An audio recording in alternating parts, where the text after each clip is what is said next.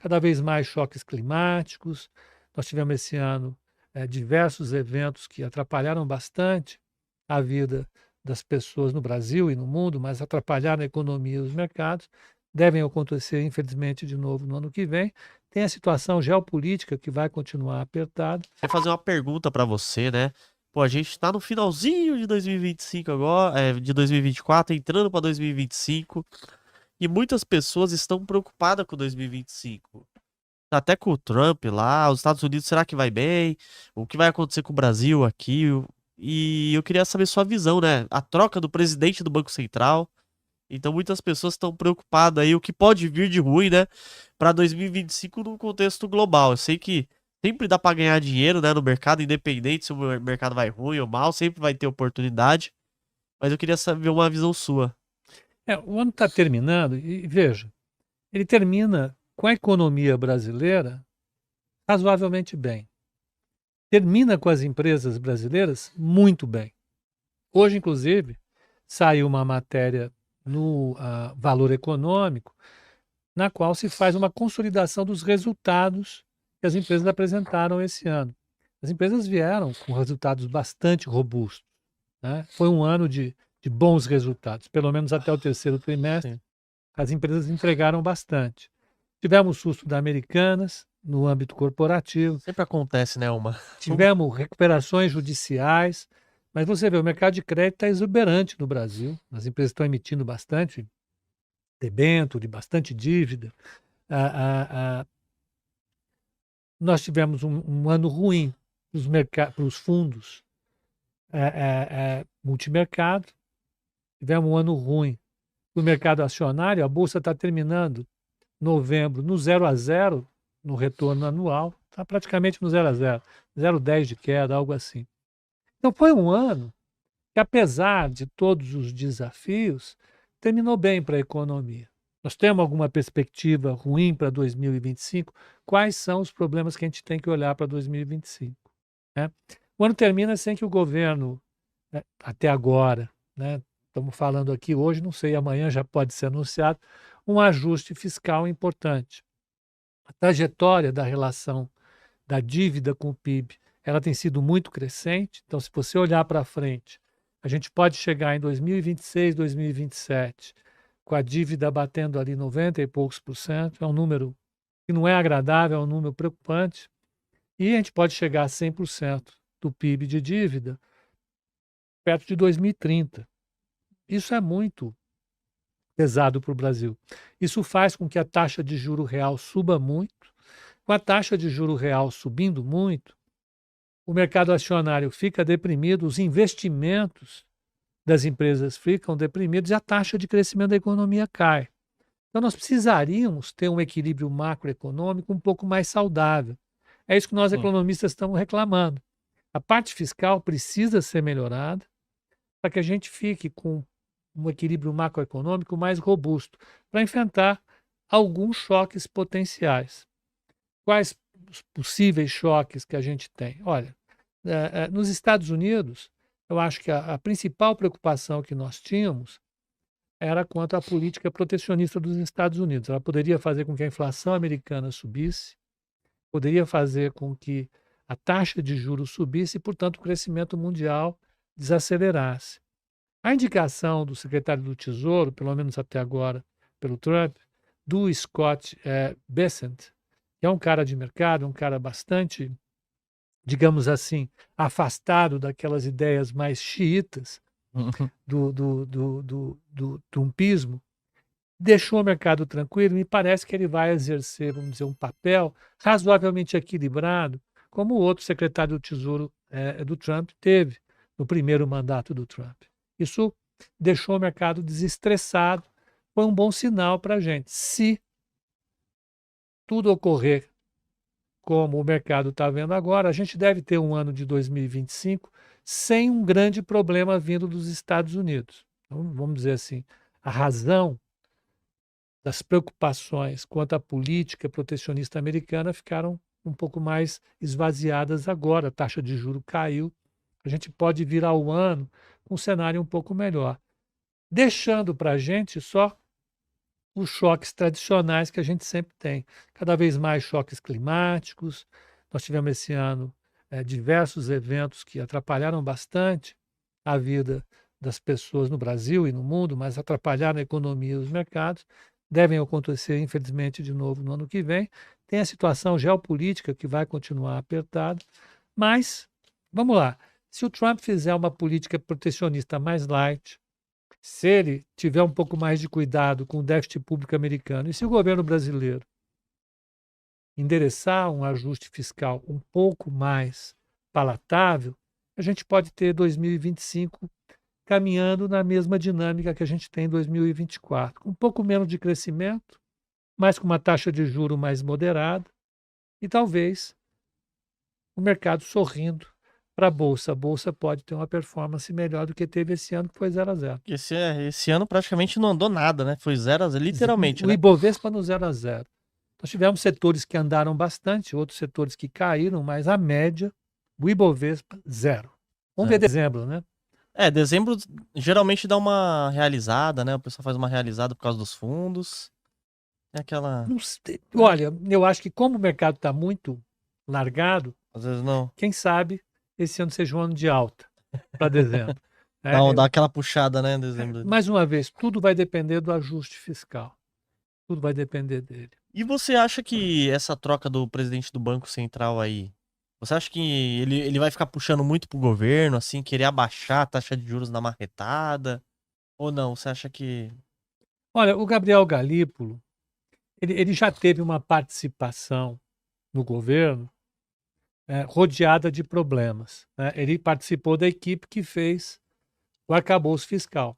E o arcabouço fiscal fez água, como a gente sabia que ia fazer, né? Ele está aí, nós estamos aí no fim do segundo ano do arcabouço fiscal. Ele não cumpriu as metas que foram estipuladas, inicialmente 0% de déficit esse ano. Não conseguimos, nós vamos chegar com um déficit ali perto de 0,30% do PIB. E mais, a estrutura do déficit, do arcabouço fiscal, se mostrou ruim, se mostrou mal concebida. Em algum momento ele ia dar problema. E deu já no segundo ano de execução dele. Então, o Galípolo já vamos dizer assim, ele já entrou para a história como um dos criadores de um ajuste fiscal que é derrotado.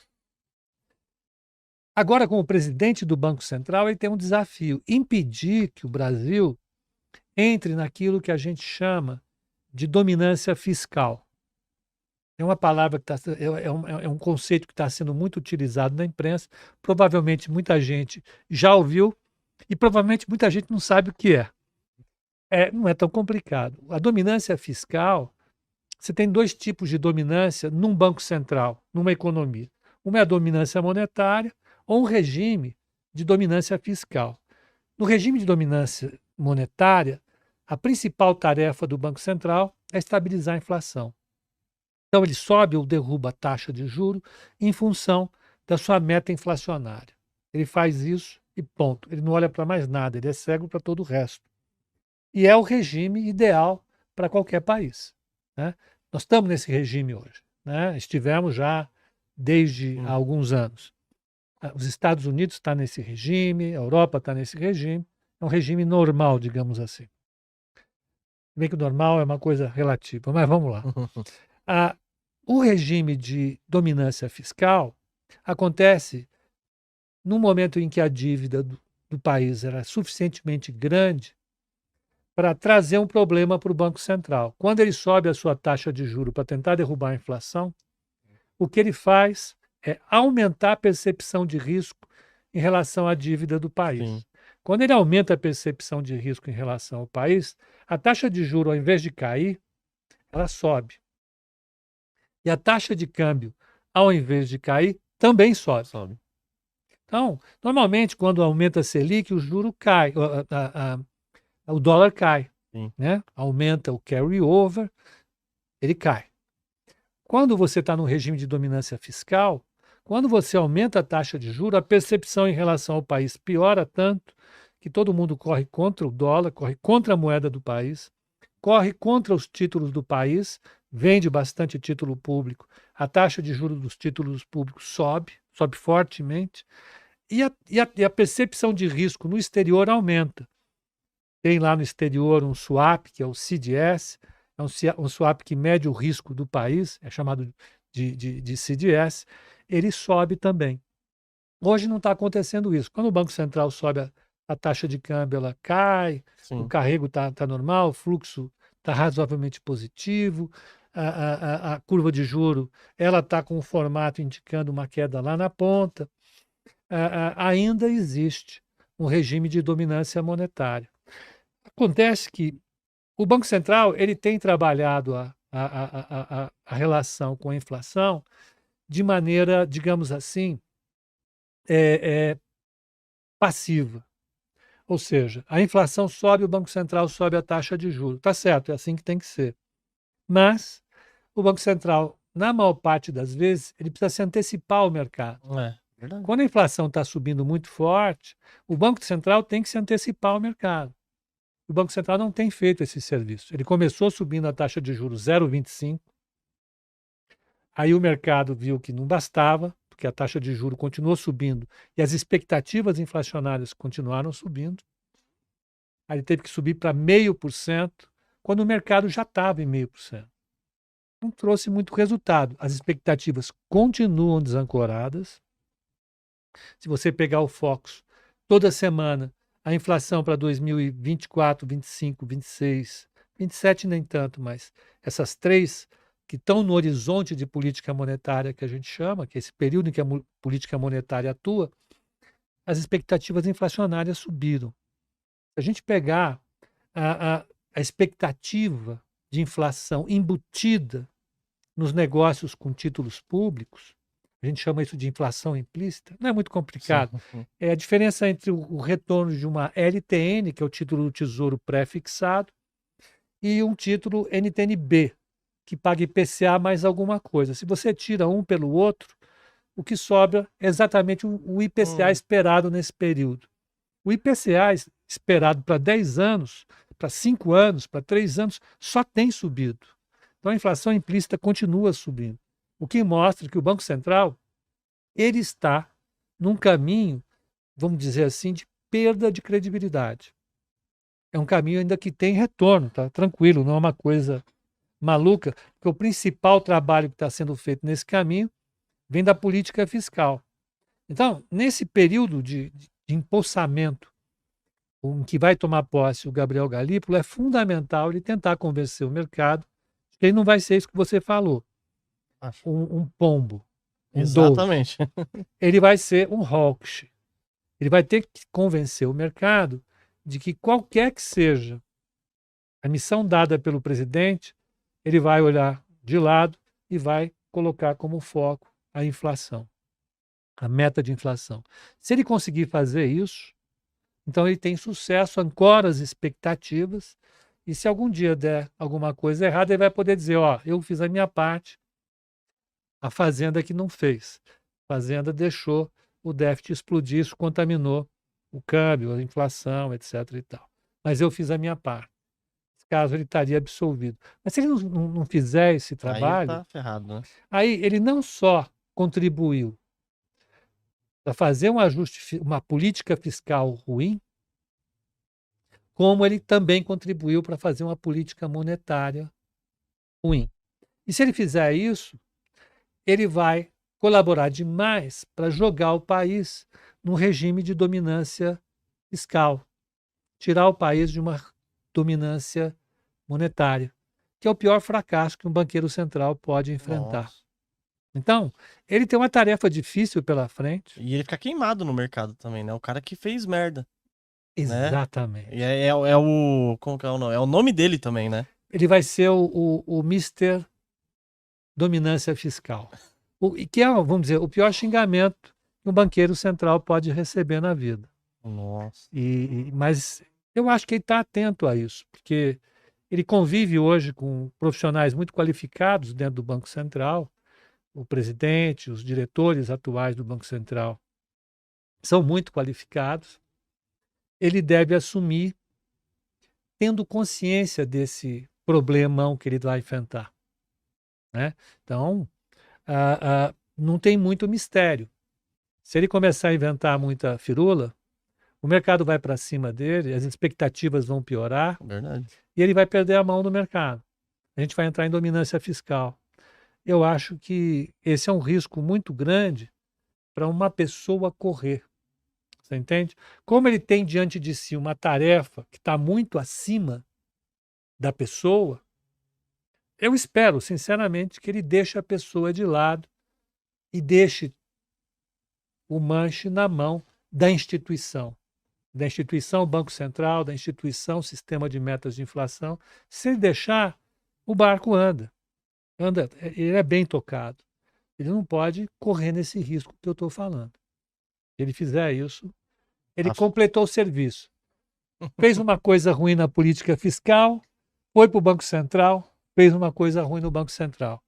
É uma tarefa ingrata, né? É ingrata, né? E até depois, né? Como que ele vai arrumar trabalho, né? Trabalhar em outra instituição grande, né? Olha, Apesar até que o cara consegue, né? O cara tem network, né? tem diretores e tem presidente de Banco Central que não foi tão bem e tão bem da vida hoje. Tão melhor do que eu e você juntos. De Mas qualquer maneira, se É. dão bem, né? se deram bem. E Para analisar ações, BDRs, fundos imobiliários, acesse a plataforma do Investidor 10. Inclusive, para você gerenciar a sua carteira, saber quantos de dividendos você vai receber. Inclusive, eu deixei a carteira da minha filha, a Laurinha, ela tem 3 anos e já invisto para ela. Todos os ativos tá no link aqui embaixo.